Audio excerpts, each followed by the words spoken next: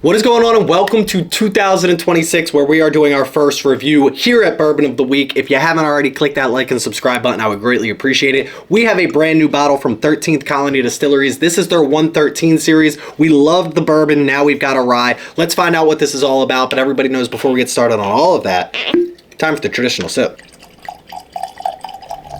Cheers, y'all. Maple.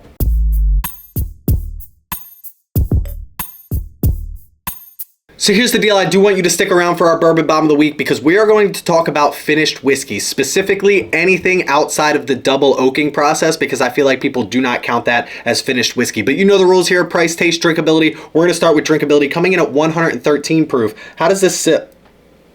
Now listen, I'll be honest with you, as whiskey continues to get better and better, I feel like we have to critique it a little bit more and a little bit more. We give it a 7.0 if it drinks right at its proof.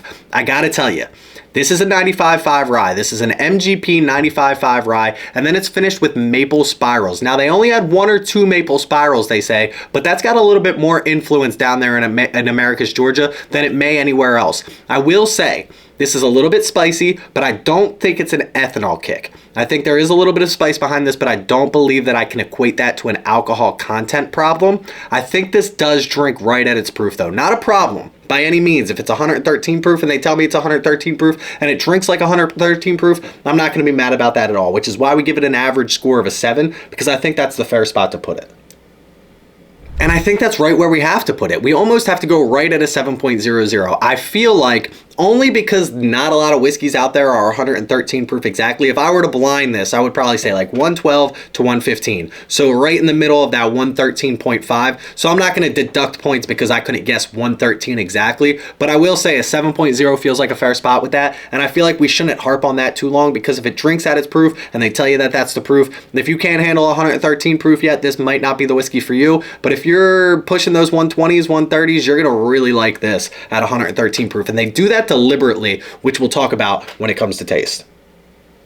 And listen, taste is where things get a little bit dicey, right? Taste is very subjective, but if you've been following me for long enough, or maybe you're new here and you're wondering what my profile is, I'm about to tell you right now. I like, and I make a lot of old fashions, an old fashioned with either a rye whiskey, straight up rye whiskey over 51% rye, or a high rye bourbon. But I would prefer a rye whiskey if the company or the place or whoever's making it has it. That being said, you get that with maple syrup and black walnut bitters. It's the perfect old fashioned. Obviously some Angostura in there. You can add some cherry juice in there if you want. I don't really care what you do with the rest of it. Orange on top, that's all garnish to me. But high rye or rye whiskey, then you add that maple syrup. And again, this is finished with maple staves. It's not finished in a maple barrel. It's not finished. It's 1 or 2 maple staves, which is going to have just enough influence. But remember, this is done in Americus, Georgia. It's hot down there, right? Those maple staves, they're expanding, they're contracting. It's still getting all of that influence from the barrel. It's aging down there for 5 to 6 years. Right here, it's telling me, I got all the notes for you. This is coming in at 113 proof, 5 to 6 years. Toasted maple wood spiral finish, 95.5 rye. Distribution 16 states, we'll talk about in a minute. All of that coming together just gives me a flavor profile that I'm truly going to love. And maybe that's not for everybody, because that maple influence, it might not be something that you truly love, but it's something that I'm always looking for. Gives you that sweetness, gives you that spiciness, gives you that roller coaster ride that I'm always talking about. And I love this glass right here. Keeping all that in mind, I understand that finishes, and we're going to talk about it here during the Bourbon Bomb of the Week, they're not everybody's favorite. People think that they're hiding bad whiskey behind finishes. People think that if you're finishing it, that the whiskey doesn't stand up to its own name. And I get that. I understand that concept, and I'll give you my opinion in just 1 minute. But for me, I got to go like low 8s on this at least. Listen, I'm not going to say that this is the end-all, be-all, the best whiskey that's ever produced, but I will say for me and my particular flavor profile, I enjoy it. I'm going to go like 8.13 when it comes to the flavor profile on this. I think it's a really good whiskey. I think it deserves a shot for everybody to at least give it a try. And last but certainly not least, before we get into that Bourbon Bomb of the Week, we're going to talk about price on this. And this is coming in MSRP of $62.99 to $64.99. Now, if we take that rule that everybody loves to follow of every year gets $10, which I don't like that rule. That could be a Bourbon Bomb of the Week in itself. But this is right in that price range where you can't really be too mad about it. $63 to $65, as long as people are selling it for that. This is quote unquote a limited release, although they said that about the bourbon. I think that's widely distributed at this point. Don't quote me on that. But now we have the rye version of this. I think it's a fair price. I don't think they're price gouging by any means. I think they're a smaller distillery, and most people, when they put out limited releases, are going to charge out the wazoo for them. And I think that they're putting this at least in that fair price range, because I think the average price of whiskey is between $75 and $90. We're under that. We're right there when it comes to drinkability. We're a little bit high when it comes to taste on this, and I like that. I like when companies can offer fair prices. And I'll be the first person to tell you, by the way, 13th Colony sent me this bottle. I like to disclose that information as well. I will say, they're double oaked, took off. Everybody loved the double oak. The first year they offered it, I thought it was a very fair price. They saw what it was going for on the secondary market when it won all of these awards and all these people got their hands on it, and it won Whiskey of the Year for all of the big content creators, and they upped that price. So they went with supply and demand on that, and I don't love when a company does that. One, I wish they would distribute it. I get it, right? You see it on the secondary market and it's going for $250 and you just sold it for $60. You're thinking, let me get my money. Why let somebody else sell it for $250 when I can sell it for $200?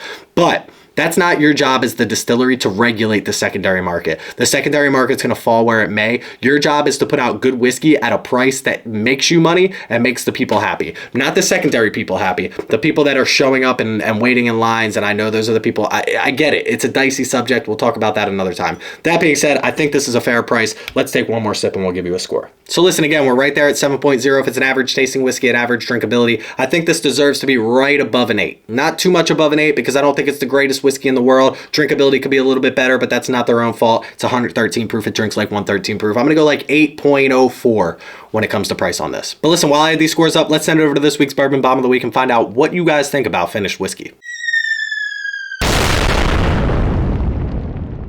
Now, I actually just had this conversation in my Discord recently when I posted this bottle for New Bottle Thursday saying, hey, what's everybody's thoughts on finishes? And somebody commented and they said, not all the time, but they do feel that they stay away from finished whiskey because they think it's inferior whiskey that's finished. And I got to tell you, I think I agree with that point. I think for the majority of the things, I agree with that point. Maybe 85 to 95% of the time, because I think if you found a really good whiskey, right? Like say maybe you source your barrels and you're trying these barrels and you're deciding, do I want this to be a single barrel? Do I want this to be a blend? Do I want this to be finished? If you found something really special that tastes really good, why would you finish that? You're not gonna be like, oh, that's really good. You know what we should do? We should infuse that with maple staves. You wouldn't say that. So you would take that really good whiskey and you would put it into either a really good 3 or 4 barrel blend, or you would put it out as a single barrel, or you would do something along those lines. That being said, I do think there's exceptions to every rule, and I think the exception to this rule is something like a company like this. So 13th Colony, we know they're sourcing this from MGP. It's a 95.5 rye distilled in Indiana. I've got a 99.9% hunch that they're sourcing this from MGP. So if they took MGP whiskey and they were like, this is pretty good whiskey, we really like this, it's 5 to 6 year old 95.5 rye MGP, and they put that in a bottle with their name on it, what would that do for them? We as a whiskey community know a lot now. We've demanded that. We've gotten that. We've gotten the transparency. We know now if it says distilled in Indiana, it's 95% probably distilled at MGP. We know we want age statements, so they're giving us age statements. So when we demand all of that and we get that information, we then have to conclude what they're going to do with that whiskey. So if a company like 13th Colony got that whiskey and it was a really good whiskey and they just put it out, how many other companies are doing that? Now, I know they're aging in Americus, Georgia, which I do think gives them a bit of an advantage with that heat index and everything going on down there as far as the aging process. But I do think that they also have to set themselves apart somehow.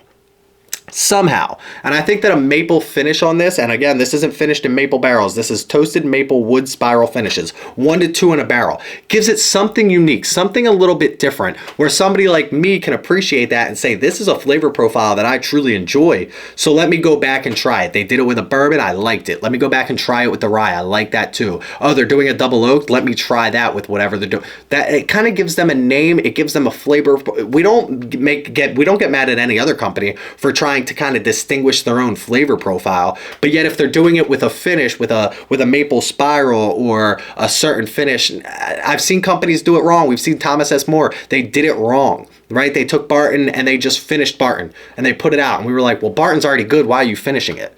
That's what I mean though. So can you have the best of both worlds? Can you say, hey, no bad whiskey should go out, but no bad whiskey should get finished. It just feels like, I don't know. I don't know where I truly fall on this. I'm kind of thinking through this as I make this video. So I want to know, this has been a long enough rant for me. What is your thoughts on finishes? Are you skipping them entirely? Do you think that they need their own subcategory? Because a lot of people say it shouldn't be called bourbon if it's finished. It shouldn't be called a rye whiskey if it's finished. It should be its own subcategory of finished whiskey. Kind of fall under the umbrella of whiskey, but not under bourbon or rye. Do you think that it's inferior product that's finished? What are your theories on that? I've had a lot of really, really good finished whiskeys. I just picked a K. Luke Sauternes. I've never had it before in my life. Absolutely phenomenal. So I don't hate finished whiskey. I understand people's frustration with it. So I want to know in the comment section below what you guys think about it. But listen, long enough rant coming from me. This bottle comes in at a 7.72, just under that 8 mark, which I think is pretty fair for this. Again, this is something that I think they will distribute a lot more. Right now, it's being distributed in 16 states, including Washington, D.C. I will put those all on the screen right now for you. But I think it's a good whiskey. I think it tastes good. I think it's a fair price. I can't be too mad about anything going on in here. But again, this is almost an old fashioned in a glass for me. Put this with a little bit more maple syrup, and I still wouldn't be mad about it. I got that sweet tooth in me. But listen, that's where I'm going to leave you for today. Make sure you click that like and subscribe button, and make sure you turn on notifications here on the channel. Comment down below what you think about finished whiskey. Check us out on Discord. Come chat with us over there 24/7. Check us out on Instagram. We're off Patreon right now. We're going to make an entire video about why we are off Patreon pretty soon, and I got maybe a couple of drinks in me before I go on that rant. But we're going to go somewhere soon, so make sure you keep up with that as well. Please don't drink and drive. Always drink responsibly. Stay healthy, stay happy, and stay trying finished whiskey, because just because it's finished doesn't mean it's not good. Cheers, y'all.